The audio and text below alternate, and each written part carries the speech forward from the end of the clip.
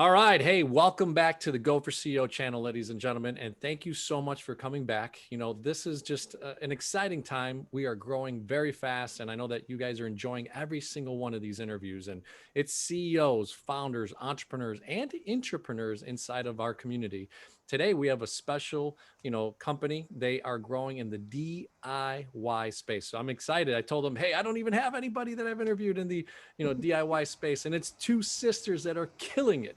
And I did meet them on Clubhouse. So it's one of these new apps that I'm starting to generate a lot of talk and connections and all this stuff. So I have Sally and Josie of Orchid Designs. And ladies, I am excited to interview you. Thank you so much for coming on the Go for CEO channel. How are you today?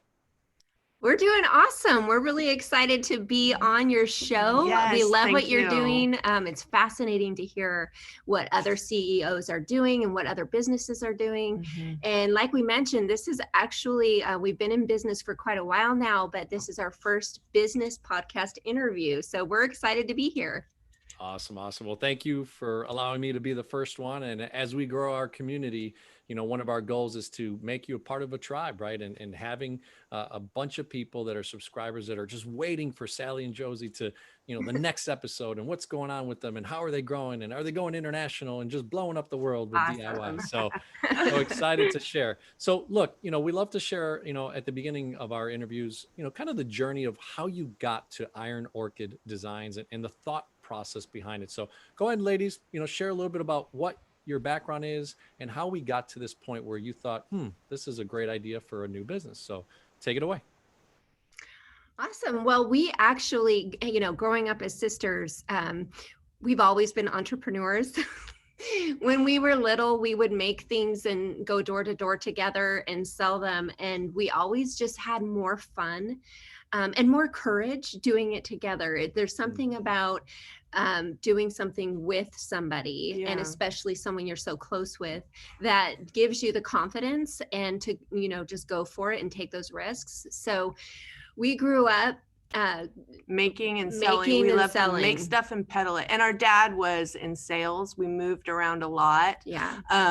And so for like Christmas, we would we cut out cardboard shaped donuts and clip juniper from our yard and wire it together and put bows on it. We'd get a paper grocery bag full of them and we went door to door. And at the time I thought these were like the best quality thing ever, but in hindsight probably people are like, oh, two little girls selling these, how can I say no? And they were like $2.50 each, and we earned our Christmas money. It was $1 profit on each one. Yeah. No, it was $1.50. So we were doing well. We had high margins. Ooh, big margins. Wow. And then in our teen years, we actually were door to door vacuum cleaner salespeople. No way. We always I was a Kirby guy. No way. Oh my gosh. That's awesome. It was Kirby. Yeah. It was Kirby. We were Kirby. Don't be blue. If you were Electrolux, we were going to have to hang this up.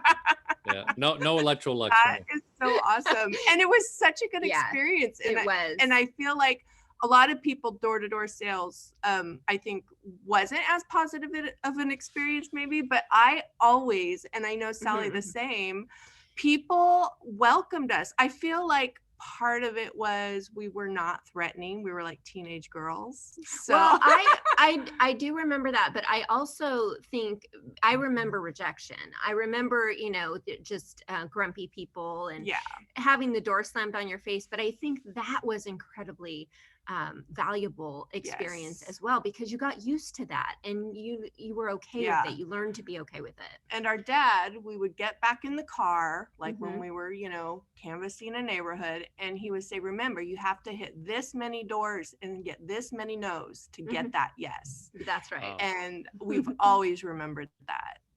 Yeah. Well, it was a $1,400 vacuum. So, right. Yes. I remember the little pads that you would just throw, like 80 of those white pads that were just, and Yeah. do it their first with their vacuum first, even if they did Yep. it before. Yep. It's crazy. So yeah, I And it mean, was true stuff, right? It was yeah, legit. So yeah. it felt good to really be working for a company with a great product. And so later on, we've had several businesses. We've done muraling. And as our families have grown and we have just kind of ebbed and flowed, we work it around our families and, of course, making them a priority.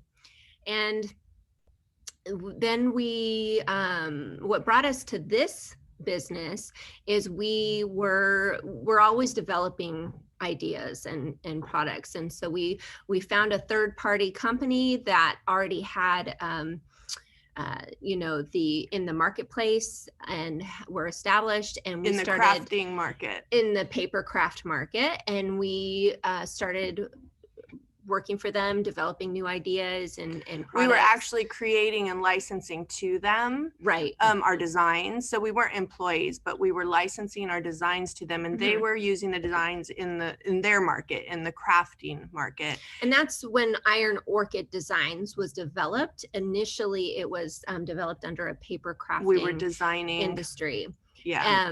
But our name, actually, when we were brainstorming our name, we loved just the dichotomy of the strength of iron and the delicate beauty of an orchid. And we really felt that emulated women, and we serve women. Our designs are primarily feminine, and we wanted that to really emulate our brand. So that's where the name came from. And then do you want to expound on we got into the DIY decor space? So I don't know if you remember, well, no, you wouldn't, because you aren't probably paying attention to the paper crafting industry, but I don't even what year it was when paper crafting kind of took, it had been in this bubble of popularity. It was a trend, it was a thing, and then it kind of took a dive and leveled out, I would say. And when that happened, we were kind of regrouping because we were getting, a piece of our income was coming from licensing our designs to this third party company. And that kind of happened simultaneously with our own just kind of disillusionment with that.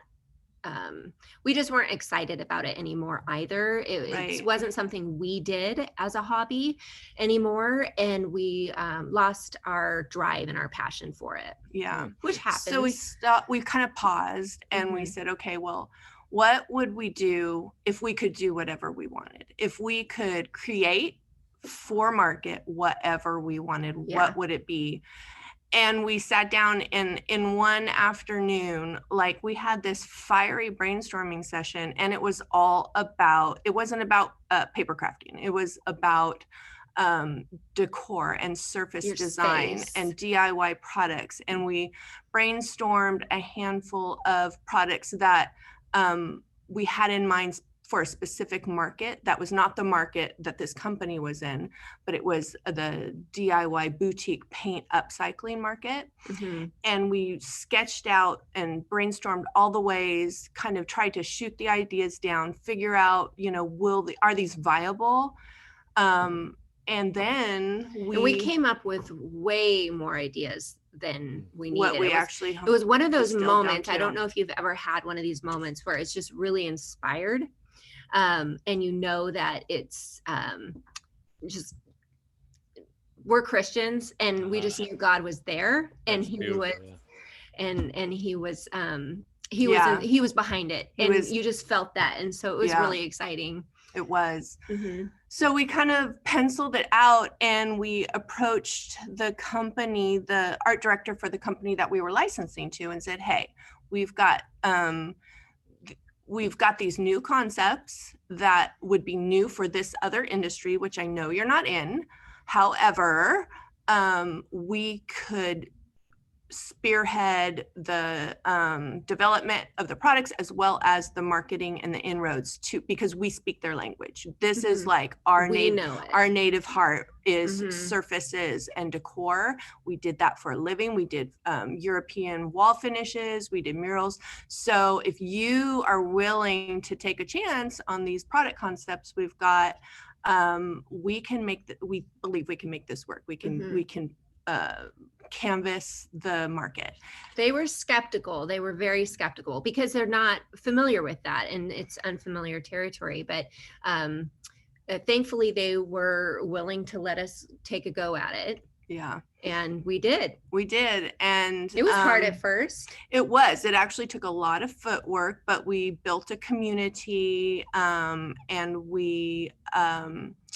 it actually grew pretty quick. Like the people, once they got an understanding of what it was, lights started going on. But I think it's important to note, and I think, your viewers, I think this is something that is a good takeaway, in that we knew what this product would do. We knew how exciting it was. And so in our minds, we went into it expecting them to get it right away. Right. And expecting them to be amazed. Nay. It was not that way. They were confused by it. Oh, okay, it looks okay. And one store in particular, a local store to us, we went in. We were tenacious. And so her feedback was super valuable to us because we got in-person response. And same thing, she was just kind of like, oh, okay, all right, maybe. Well, a year later, she came to our workshop and she's like, I get it. It took them experiencing the product. So don't be discouraged if the first response to your product is confusion. Right. It may be simple to you. You may feel inspired by it and excited about it. You think it's the best thing in the world, and it may be the best thing in the world. But it takes time sometimes for people to catch on and just stick with it. So I just wanted to throw that in there. I think that for me, the pearl in exactly what you said, how I kind of distill that pearl down, is nobody's going to have the vision you have for your idea and knowing that right off the bat is going to reframe how your tenacity and how you approach it. Yeah, that's right. Well, I'll tell you, I mean, the journey you just put us through is amazing, right? From childhood entrepreneurs to becoming serial entrepreneurs in different areas. And then you get this idea that really is a mastermind of what you do, of ideation, right? You really whiteboarded some things and you thought about some ideas.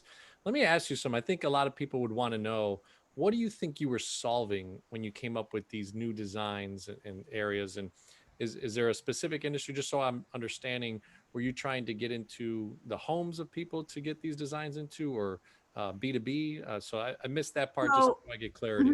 So our model, and I should quickly cap the first part off. We ended up, we had a difference in vision from the company we were licensing our concepts and products to. And we came to a spot where we understood, it just like writing on the wall. We don't have control in the forward path of this product if we stay where we're at. But we were also like, what are our other options? If we want to take ownership of this vision and of this product line the way we felt we should, it meant stepping out on our own, and almost like, it's so funny because when we look back at it, we laugh because it's like one of those situations where we kept coming back and trying to re-interface with the situation and to give it more like to be as flexible as we can, to make it work. And it was kept thinking, if we just communicate through this, we can come to a place where, but then it did come to a point where God just had to push us out of the nest. And he used some things to do that. It became clear, and we went out on our own, and it was, but seriously, we were like, we were crunching numbers. We were figuring out all the things. We do this? Some amazing things came together with our sourcing. We had never sourced before. We had never, done that part of it. I mean, very little. We had done a little bit of the sourcing for our ink, so I shouldn't say never, but very little, really. And we were like, okay, how can we do this? How are we going to do this? And like, as far as we don't have experience in these areas, and two, where are we going to like, how are we going to fund it? How's this going to work? Mhm. And so we Yeah. ultimately ended up using our 2 family savings to do that. And then just talk through it like, okay, basically, to quote Marie Forleo, I can never get her last name right. You know Is who it I'm talking- Forleone? Yeah. Sorry. She's amazing. We love her, everything- but we just can't say her last name. Everything is figure outable. Oh, yeah. And we're like, I don't want to say dumb enough, but but we are doe-eyed and optimistic Yeah. enough, and we calculate the risks, wisely, balance those out, and Mhm. figure out what worst case scenario is. Mhm. But And to we had the think- advantage of the product being yes, we had already proof of in concept. demand. We had proof of concept. We going had in. built the proof of concept while we were in a safety net previous. So we Mhm. had, that's a huge benefit. Yeah. So did you guys end the licensing relationship and had kind of a Yeah. cutoff point to be able to launch? Okay. Yes. Interesting. Yeah. Interesting. Yes. There was a gap. They are now our one of our competitors. Oh, They went on and they created a different, they created another part of their business based on some of the ideas that you gave them. Yes, That's right. Exactly. It's interesting Your how, words. But you know what? It's all free keeps us on enterprise, our right? It toes. keeps It's us on our toes. right. That's right. Keeps us on our toes. We do not rest on our laurels. Right. We have to constantly hustle. And since then, it's been 4 or 5 years, and in the last year, we've had a few people coming in and developing like products. So it's good for us. It keeps us innovating, Yeah. because that's one thing that we do that they don't. Mm. And that's exciting. So we keep coming up with fresh product and also improving the products that we have, Yeah. which is really important. Interesting. So look, I mean, that journey is very interesting, right? When you basically are an idea person being contracted out, your ideas are out in the marketplace, and then you come up with a brand new scenario, and the people that you're working with may not be as bought in as you are, right? You guys had the vision. It was something that you felt ordained, right? And then you cut off that lifeline and you go on your own, right? So you talked about funding. So why don't we kind of transition there? A lot of people like to understand, what does it really take to become your own CEO, right? And co-founders of a business. In that scenario, let's go through the funding part of it. So you apparently had, both of your families had some significant savings that you at least could have access to. Did you also use credit? Did you talk to a bank? What was some of the team that you put together to, I guess, analyze some of that longevity of how long you could last on your own, without this scenario where you almost had guaranteed income because of your ideas and they were selling it. Now you're having to sell it, market, get out there, Right. get the Yeah. vendors, Right. negotiate, all that was- stuff. So Quite the transition. Banks wouldn't touch us with a 10-foot pole. It was our first business where we actually owned.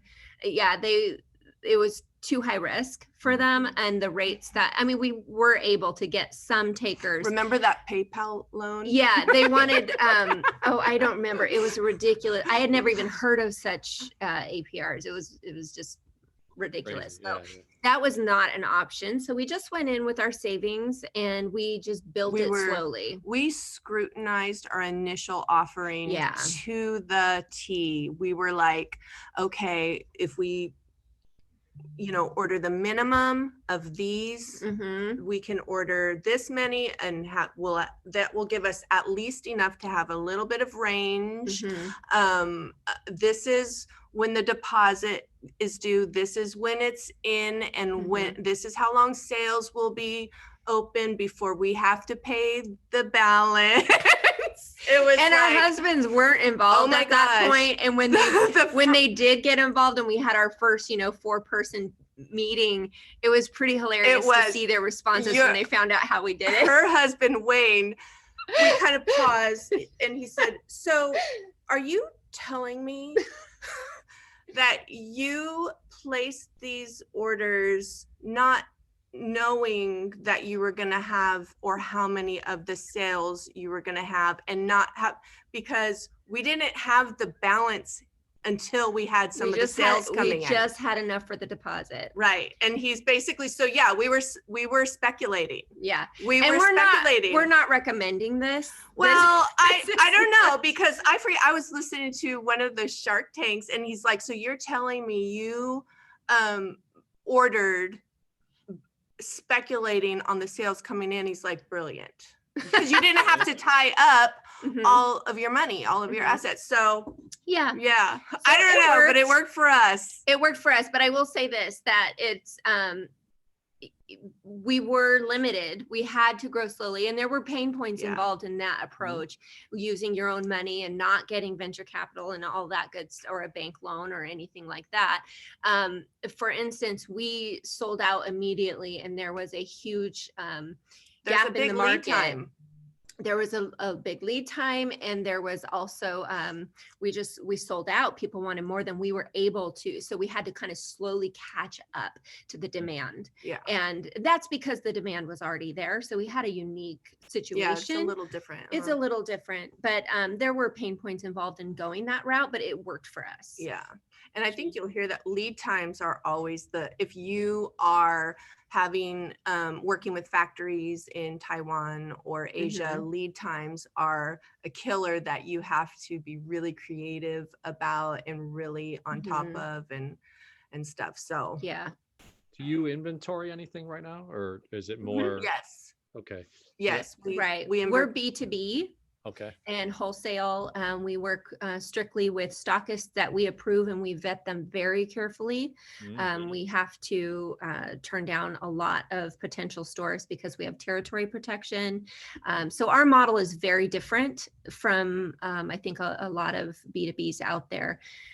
So yeah, we curate our stockists, and because we want high quality people who are willing to really work with the customer and teach and show them how to use the products, because we cultivate relationships. We had opportunity to go into, big box and Amazon and things like that, but we knew that the product would die on the shelf if it didn't have people championing it and teaching how to use it. Yeah, it was that type of product. That's part of the whole DIY craze, right? Is just kind of that involvement in the process, right? And part of something, right? So community is a huge part of this industry, and we wanted that. Yes. Yeah, I felt that. I mean, I did a little research in the sense of DIY, just the industry a whole, and I was excited to have you guys on and just kind of seeing the vision of, how you create a marketplace, right? And that's what you did. You created an idea, you created a marketplace. So talk to me about that first word I just said, market, right? So marketing. So, obviously you had kind of a company before where you had that relationship. You didn't have to worry about that as much. You just came with them, to them with some great ideas. In this particular case, that funding scenario, along with the marketing, you said kind of the market was waiting for it. You had some delays in production, but what did it mean to market? Were you already having an email database? Did you have a pretty darn good Facebook presence, or did you leverage any other social medias to create that marketing essence of where you wanted to be, especially in the B2B world, which, can be a slower process? Well, I'll go back to when we first brought the product to market. And I will say that we had kind of two branches of marketing. We were marketing to the B2B stores, the stockists, the retailers, which were mostly small mom and pop shops, cold contacting, boutiques, a lot of cold contacting. But then we also needed to create a demand with the end user on the market. So, and to this day, we still have that complexity because we do market probably much heavier than most B2B companies. We really drive the fish to their nets. Right. Oh, wow. Exactly. A lot of our stockists are not advanced in online marketing.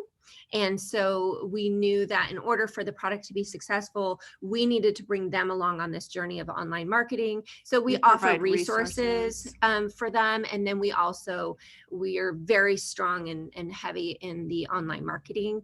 And we're always learning more and really putting a lot of our resources and effort into online marketing to the end user, and then driving that to our our customers, which is the Yeah. stockists. And we also have a really close knit. We have a Facebook community that's just for the stockists. It's back room discussion, and we talk to them about strategies for the reveals and things like that when we do product drops.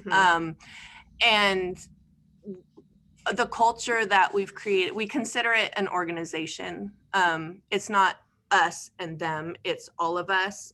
And that's kind of the culture that we've created with our stockists. And and that's a dual-edged sword, because you know how it is. It's like when you have family that you're close with, the things that they say or can hurt you a little more. You or hear more, you're more in touch with what they like and what they don't like. Yeah, exactly. Which helps. It's good. It's good for you to know those things. Right. It builds your business and it makes you stronger, but it's harder. Yeah. Yeah. It's harder to hear It's harder to be, how they would do things different. Yeah, it is. And finding that sweet spot where you are at a relationship that works for both parties is definitely a challenge, but I feel like we're in that zone.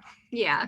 It's so amazing, right? You had to learn, again, going on your own, the marketing hat, the leadership hat that you're wearing in this scenario, right? Because you're actually doing a double-edged side of what you are providing a service for, right? And some products with, like you said, you go to the almost the end consumer side to bring them to net them in, and then you're providing a service for this B2B side. So it's pretty incredible. So, I mean, I'll tell you, I think that alone right there, just that leadership quality of understanding how to have a volunteer army that listens to you, but then you said that you listen to them and it can affect you sometimes personally, right? So pretty interesting scenario. So let's go to now, you're producing, right? You're making these cold calls, you're building these relationships.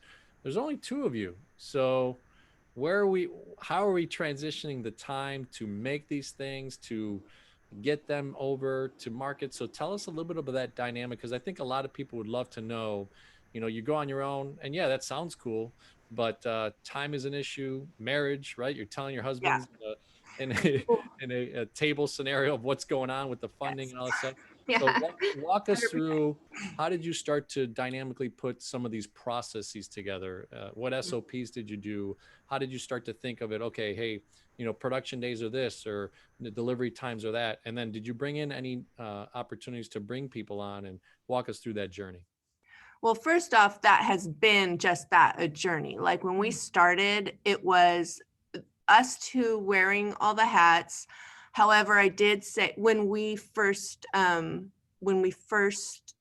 made the decision to do it, we met with both of our husbands about it and said, and if we're going to do this, it's going to be full time, and we're going to need to shift some things around in the home for this to work. And we need your support. To be on the same page. We both were on the same page in that if our husbands aren't 100% for this, then we're not doing it. Yeah. We need the whole team involved. So they may not have been in the business at the time, but they were definitely a big part of why we were able to succeed. Supportive. Clearly, for us to put our savings into it and to leverage ourselves in that way would require their support, and they 100% did. So within the first year, though, we started to scale our team, and we brought on Josie's daughter, Maddie, and she had just graduated with her master's in business from Cal Poly. Oh, wow. And so she's been a great asset to us. And then from there, we have slowly grown over the last 4 years, and we have I always have to stop and think about this. We have several subcontractors, but then we also have 5 or 6 employees. Oh, okay. Yeah. Wow, that's pretty awesome. And that's one of those things, right? You start to create revenues, you start to forecast, maybe at the beginning, even though she was graduating with a master's, maybe she took a little bit of a dip of what she potentially could have earned, right, outside of joining you guys. But family really helps in these scenarios and growing an enterprise. So interesting. So tell us a little bit about that dynamic. So what did you learn in the first, the first, even your own, obviously daughter, Josie's daughter, right? Mhm. Mhm. On board. What were some things that you had to think about or that came up and said, okay, now it's not just us two, we're sisters. We've been with each other all our lives. We know each other. And even though you know your daughter per se, Josie, but now she's an employee. So a little bit of that dynamic and sharing kind of how that transition starts to play in and what you did. So, yeah, working with family, it's a thing. It's awesome. It's just like Yeah. so many things in life. Some of the very best things are also the most challenging things. And I think this is no exception. Right. And the deeper in you get in a endeavor like this, when the stakes get higher and the ship is getting bigger and it takes different skills to steer it, I think that can add a layer of complexity to our working relationships. I think one of the things that we said from the beginning, and we revisit that Ground rule. occasionally as a ground rule, is that this business will never come before our relationship. We would sooner sell it than we would part ways over it. So Yeah. I think that is key. And then I also think the fact that we are willing to work through anything, and that we, from the beginning, said we have to communicate through difficult situations, even though we don't want to. I think a lot of times it's tempting to skim over things, to just ignore it if it's uncomfortable to talk about. But we dive into that instead. And I think that has been really helpful for our relationship in business. Definitely. I think one of the things about working, like at the core of where the extra challenges lie in working with family, is that you have each other's hearts. You're more vulnerable with family than you are, and you care more about What they family and think. what they think about your ideas, or than you would in working in a company. It could be a great company, but it's different. It's not the same. Yeah. And so that is one of the biggest challenges, but it's also one of the insights that can help you, like, remember, pause. And I think it's one of the reasons why it works. Sure. Yeah. Mhm. It's true. It's true. So I'm going to make you go one layer deeper, right? So I'm just thinking in my mind, what could I bring out of them to share? So in that specific scenario, so you have someone that graduates with a master's degree, which is pretty awesome. Spent that whole time. So tell us a little bit of dynamic. You don't have to go to the full detail of compensation, but what were some of those talks? Marketplace opportunity with degree and getting into the marketplace, family-owned business, and taking on that responsibility, where the compensation layer started to talk about. Mm-hmm. Well, we looked at what seemed to be market. I mean, obviously we had to keep our own budget in mind, definitely, but we looked at what seemed like fair market pay for somebody just coming out of college, and weighed in the fact that she had been talking to and considering some other really strong positions, but she had come home, and at the time she was looking at real estate, which she still loves, I think, and she was getting into the training for that, but she I forgot about that. I don't remember how it evolved, other than we needed help, and she was back home. And it's been a good fit, because I think, number one, I think she appreciates the crash course that she got in what it really is, because she was in the inner circle of the runnings of the business. And so, she's always, that experience will be incredibly valuable in her future should she move forward. And we always let her know that we want what's best for her. Yeah. And so if she were ever to feel like it's time for her to move on, she would. But it's also very flexible in that she can work from home when she needs to, when she wants to. And now she's got a brand new baby. Yes. So that comes in handy. Yeah. But when we but- were figuring, and this actually is across the board, like when we, because you brought up wages a couple of times or pay, we just have a principle that we will always pay what is a fair, like we're not looking to get a bargain. Right. We want to pay people fairly for their time and for the expertise that they've earned. Right. And so we tend to always, be really mindful of that. If there's somebody we can't afford, then we will go without and figure out another way, because we Mhm. respect people's time too much to try Right. to. And I think the other thing is we keep communication open. So Yeah. if she ever feels a need to discuss her position for whatever reason, whether Yeah. she's, and there have been those times when the position was difficult and she was struggling, and she wasn't happy. It Yeah. was really uncomfortable. And that's when we scaled the team. We brought on more help for her. We hired some admins so that she could pass over those things that were making her unhappy and overwhelmed, Yeah. and move more into a leadership position, which is where her passion was. Yeah. Nate. Well, thank you for going a little bit deeper. I know family obviously is a little bit harder.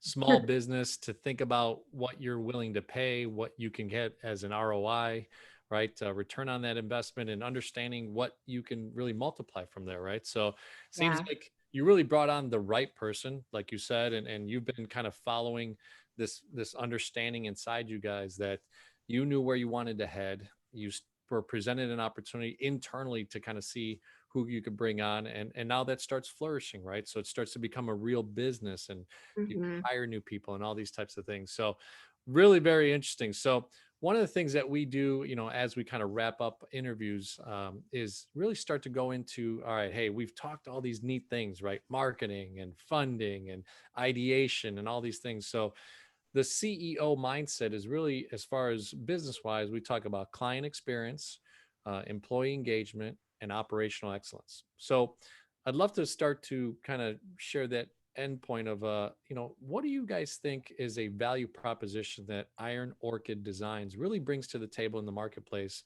especially in this B2B world, for client experience, since they're kind of your main client. I know that you do some upfront stuff to bring the fish to the net, but what would you say is your value proposition as far as client experience?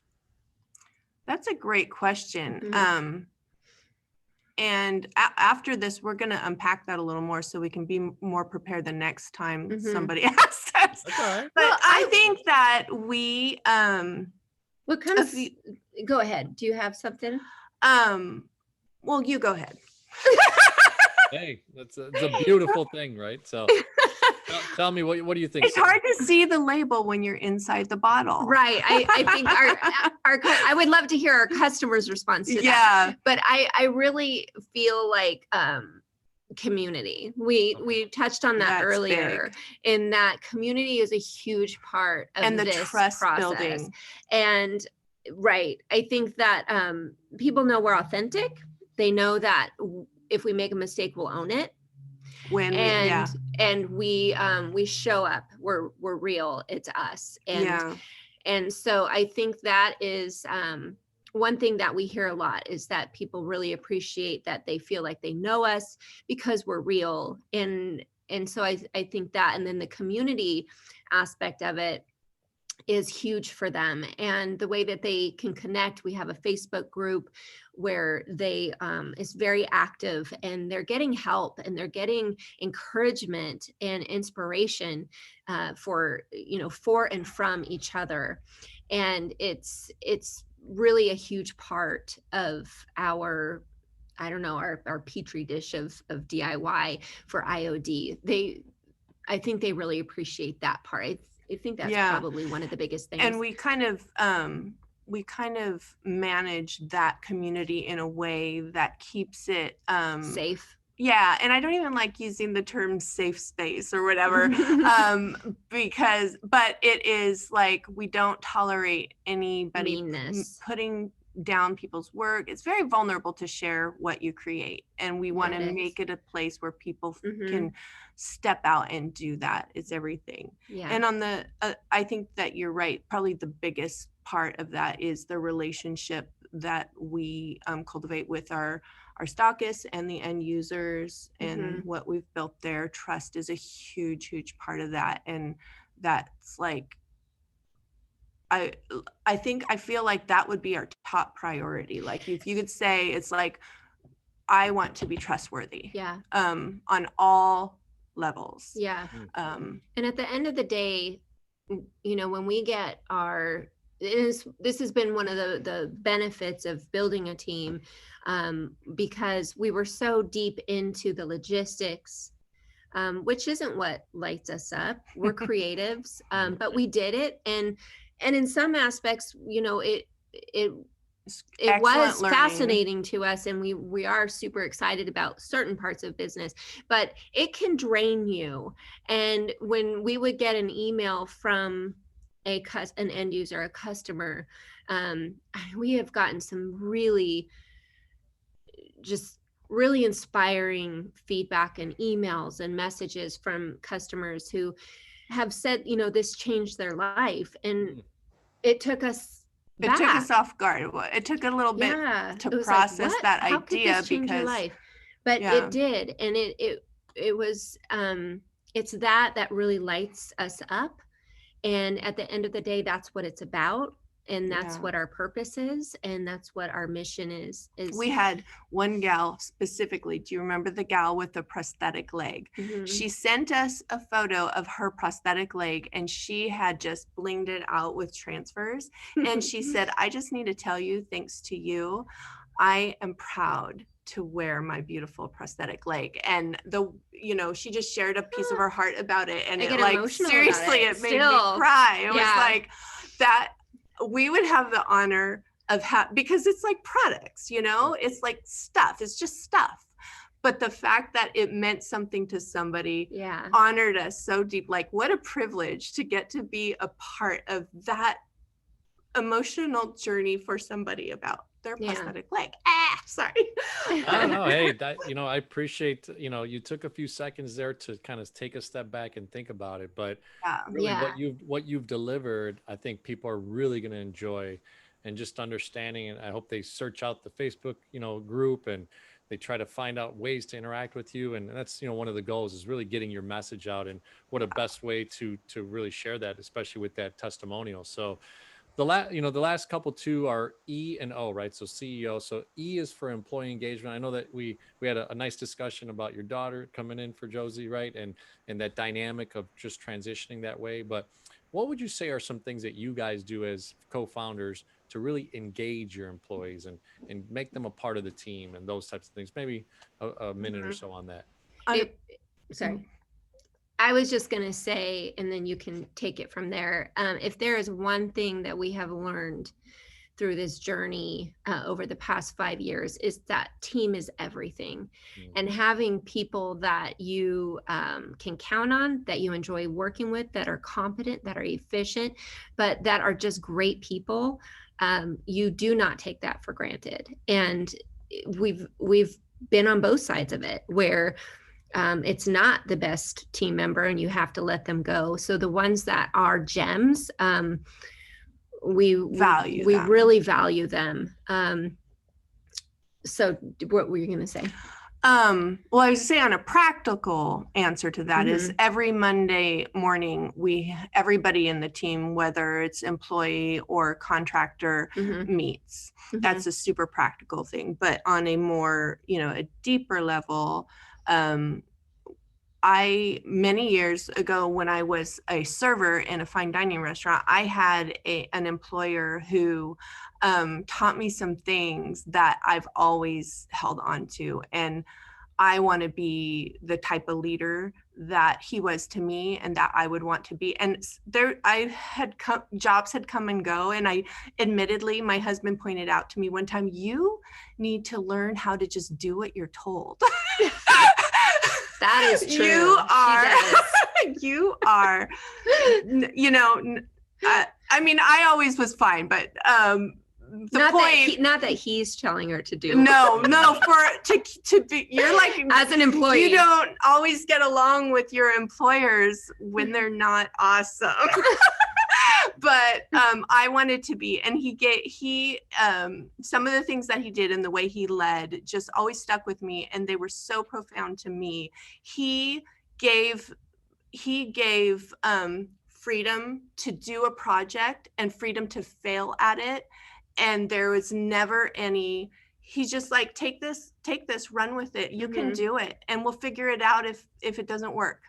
You know, and it was so empowering to me, and it just always inspired me. He also said, if you come to me with a problem, that's just complaining. Come to me with a solution as well. And that mindset, you know, and so that's the kind of leader I want to be, and I want to always give, and I try to do that in the way I interact with the people who on our team who I'm in direct leadership with. I try to be like that with them, and be respectful of who they are, what they have to contribute, and not let my ego make me want to micromanage and boss. And I think striving for constant communication to make sure they feel supported, to make sure that they have what they need to do their job. So one of the Monday morning meetings is, at the end of the meeting, we always end with, all right, where are you guys at? How can we support you? Are you stuck anywhere? How can the team come alongside of you? And I think that mentality is really important, but we took a while to get there, you know, and so we weren't perfect at it, and we still aren't perfect at it, but we're growing in that area.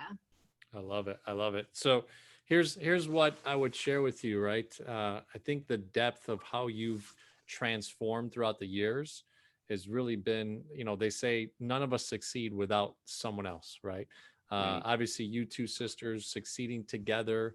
What a great family dynamic. Kudos to your dad, and obviously mom too. And but it gives me some insight of being a girl dad and just seeing the voyage. I could see actually my oldest one, my 9 and 7-year-old, being you guys, right? And growing up to be something special like That's that. awesome. So it's really cool because they're already thinking of like, hey, Dad, can we go on Etsy? Can we do this? So, Very you know, cool. mom is more creative than I'm more of a business guy, finance guy. So, but certainly really interesting. So, real quick, only because I do want to make sure we get this in. So, operational excellence, maybe 30 seconds or so of just kind of what are some things that you guys bring to the table that you feel like you've put together to make sure that you're operating optimally? So, on the operations side. That is so again, it's hard to see the label when you're inside the bottle, but I would say I feel like that has been one of the areas that we've had to grow a lot in, and we still don't have it nailed. It's been our biggest struggle. And I listen to a lot of podcasts and business podcasts, and there's one with our favorite, Reid Hoffman, Masters of Scale. Yeah. And one of the things that in one podcast in particular that has brought me great comfort, and I highly encourage anybody listen to these types of podcasts where business stories from these folks. So, you know, you're not alone. You're not the only one figuring it out as you go. Is that what was I lost my train of thought. Operational excellence. Oh yeah. That startups in the beginning are in a constant state of triage. And especially before you can afford to build and have a team. And he used an example where one of his startups personally basically did not answer any customer service for this long. He said it was a disaster, but it was where it had to be in the priorities. Right. And that was so insightful. And it gave me so much comfort, because that's the thing. We've had to grow as we can, as our resources have allowed us. And in the beginning, processes were just like, nothing was written down. We were figuring it all out. I mean, it was, we have that now. We have processes in there. And I think that was one of the key things that we learned pretty pretty right off the bat within the first year Yeah. of writing down your processes and keeping those so that the whole team is working from one blueprint. And that Yeah. has been really helpful for us. I think inventory and stock management continues to be something we are figuring out as a small family-owned business, and with a product that has high demand in the marketplace. Stock is a difficult one, but maybe 6 months from now, when you interview us again, we'll have it figured out. I have a feeling that, see, when we're talking, this is a constant discussion point, and I always feel like, guys, I think that this is like hard for everyone. This is a pain point for everyone. Supply chain is huge. I mean, yeah, you know, I've got a few neighbors that are in the supply chain, like with Ulta Beauty and some other, you know, kind of retail-y types. It's just, it can be tough, you know, so yeah, really, really interesting. And I'm glad that you brought that up, Sally, is that we want to bring you back in 6 months, guys. And we want to continue the journey. We want to build a tribe around Iron Orchid Designs, and just you, Josie, and you, Sally, and what you guys are bringing to the table. And really cool to kind of have you on. So last thing I'll just ask you to say, if you feel comfortable, is what's the phone number that someone can reach you? What's the best email, maybe a Facebook group that you called out before, so that people can have just an understanding here at the end of the video. And then I'll also put it into the description of the video and podcast. So go ahead and share how people can get a hold of you guys. I think the best way is our hub is our website, ironorchiddesigns.com. And then from there, it'll have everything. It'll have our Facebook groups. It'll have our Instagram. We have a thriving YouTube channel with a lot of information and tutorials on there. But ironorchiddesigns.com is the place where you can find it all. I love it. I love it. Well, hey, welcome back. In next 6 months is going to be a really cool interview, right?